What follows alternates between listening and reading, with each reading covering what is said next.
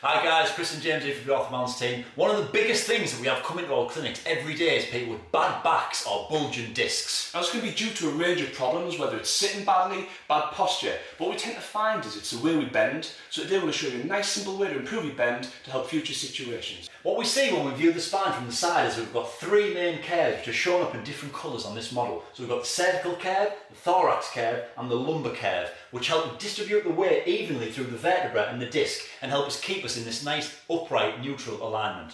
However, when we bend incorrectly, what we tend to do is lose this lower curve and bend over and produce something what's known as a monocurve.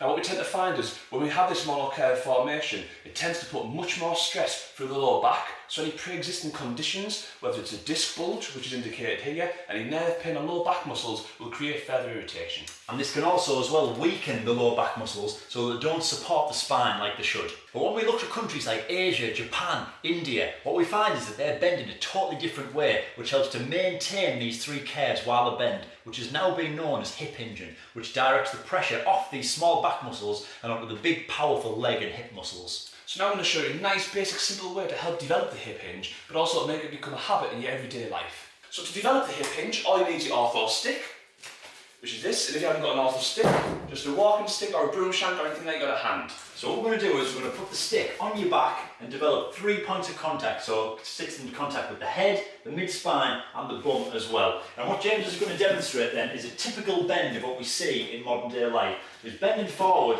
and losing the curve at the bottom of the spine and losing contact with the stick, which can put a lot of pressure on the small back muscles and strain on the lower back. Now what we're going to do is bend over but maintaining 3 contacts.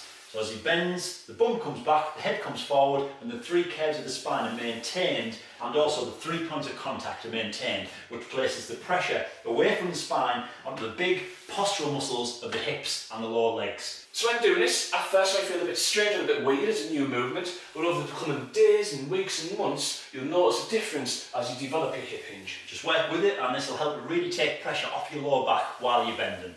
One key point that we're going to make sure is happening when you're going into your hip hinge is that the knees aren't turning inwards when we bend down. So we want to make sure that the feet are about shoulder width apart and that the knees are going over the toes to help protect the knees, and they're not going inwards in this position, which can put a lot of pressure and stress on the knees. And this movement can also be done in a kitchen. So it's important that we use these movements in our everyday tasks and activities. So bending down to put something in the oven, again maintaining the 3 curves of the spine and allowing the big powerful leg muscles to do the work rather than the small little back muscles. Bending over to get something out of the fridge, we'll just check that Skiddy's doing it right. 3 points of contact, head, spine and bum, just to make sure that the spine's in that right position when we're bending over to direct the pressure away from the spine. Remember when doing this, it always has to be enjoyable, so I just want to say thanks to the other team and cheers. Just broke me glass.